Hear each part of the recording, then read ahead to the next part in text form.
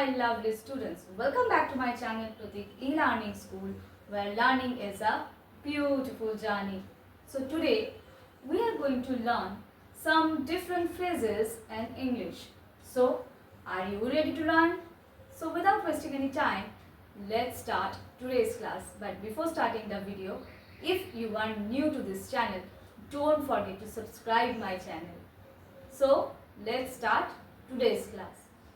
So the first phrase we are going to learn, that is I am quite sure. I am quite sure. It means আমি সম্পূর্ণভাবে নিশ্চিত. So here are some examples I have written.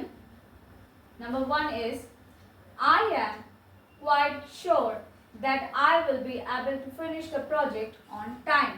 It means আমি সম্পূর্ণরূপে নিশ্চিত যে আমি আমার প্রজেক্টটি একদম সময়েই কমপ্লিট করতে পারবো বা সময়ে শেষ করতে পারবো.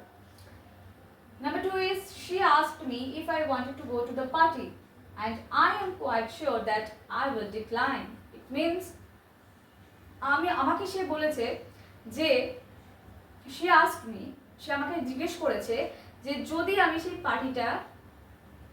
পার্টিতে যাই, অর্থাৎ ধরো আমাকে কেউ জিজ্ঞেস করছে তুমি কি পার্টিতে যাবে, কিন্তু আমি একদম সম্পূর্ণরূপে নিশ্চিত যে আমি তাকে না বলবো.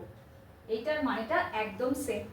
she asked me if I wanted to go to the party, অর্থাৎ সে আমায় জিজ্ঞেস করেছিল যে যদি তুমি সেই পার্টিতে যেতে চাও, কিন্তু আমি সম্পূর্ণরূপে নিশ্চিত যে আমি তাকে ফিরিয়ে দেব, অর্থাৎ I will decline. Okay.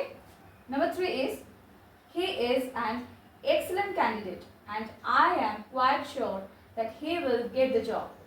It means আমি একদম সম্পূর্ণরূপে নিশ্চিত যে সে অত্যন্ত মেধাবী একজন স্টুডেন্ট বা একজন খুব ভালো ক্যান্ডিডেট, সে ডেফিনেটলি একটা ভালো জব পেয়ে যাবে. Number 4 is I'm quite sure that this is the best restaurant in town and you should try it. It means আমি একদম সম্পূর্ণরূপে নিশ্চিত যে এই রেস্টুরেন্টটা আমাদের এরিয়ার বা আমাদের এই জায়গার সব থেকে best restaurant. You should try it, অর্থাৎ তোমারও ট্রাই করা উচিত. Number 5 is I'm quite sure that he will get the award for subtleties of his art. It means আমি সম্পূর্ণরূপে নিশ্চিত যে সে তার আর্টের সূক্ষ্মতার জন্য, সাবটেলটিজ মিন্স সূক্ষ্মতার জন্য, অর্থাৎ এমন একটা সূক্ষ্ম আর্ট সে করেছে বা এমন একটা সুন্দর আর্ট করেছে যে তার যে সূক্ষ্মতা অর্থাৎ সাটেলটি রয়েছে, সেই সাটেলটির জন্য সে অ্যাওয়ার্ডটি পাবে. So these are all examples of I am quite sure phrase. Now let's go to the next one. Okay, so let's see the next one. The next one is mark my words. It means মনে রেখো আমার কথা বা মিলিয়ে নিও আমার কথা. Okay, so the first example is mark my words that new business will be a huge success within a year. It means মিলিয়ে নিও আমার কথা, এই নতুন বিজনেসটা এক বছরের মধ্যে হিউজ সাকসেস পাবে. ওকে. Number 2 is I'm telling you the housing market will crash again. Mark my words. It means, first of all, what is housing market? Let's understand the meaning.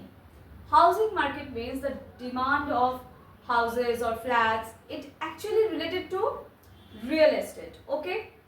So housing market বলতে কি বলছে না, এই যে আমরা বাড়ি কিনছি বা ফ্ল্যাট কিনছি এগুলোর কতটা ডিমান্ড থাকছে সেইটাকেই বলছে হাউজিং মার্কেট. তো এই housing market will crash again.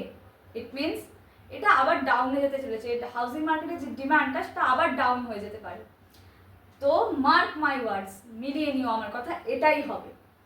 The number 3 is she said she would be a famous actress one day. Mark my words, and now she is. অর্থাৎ সে আমায় বলেছিল যে সে একদিন খুব নাম করা অভিনেত্রী হবে. মার্ক মাই ওয়ার্ড, অর্থাৎ সে বলেছিল কথাটা মার্ক মাই ওয়ার্ড, মিলিয়ে নিও আমার কথা, আর আজকে সে সত্যি করে একজন সফল অভিনেত্রী. So number 4 is if you work hard you will get the promotion, mark my words. যদি তুমি প্রচন্ড হার্ড ওয়ার্ক করো তাহলে ডেফিনেটলি তুমি কি না তোমার কাজের ক্ষেত্রে প্রমোশন পাবে। বোঝা গেল? মার্ক মাই ওয়ার্ডস, মিলিয়ে নিও আমার কথা। 5 number, mark my words, he will get the punishment for what he has done. অর্থাৎ মিলিয়ে নিও আমার কথা, সে যা করেছে তার জন্য অবশ্যই শাস্তি পাবে। So these are all the examples of mark my words. So I hope this video will definitely help you to learn something new. So আজকের মতন এই পর্যন্তই, দেখা হচ্ছে আবার পরবর্তী ভিডিওতে, কিন্তু ততক্ষণের জন্য তোমাদের কাজ কি ইংলিশ প্র্যাকটিস করে যাওয়া।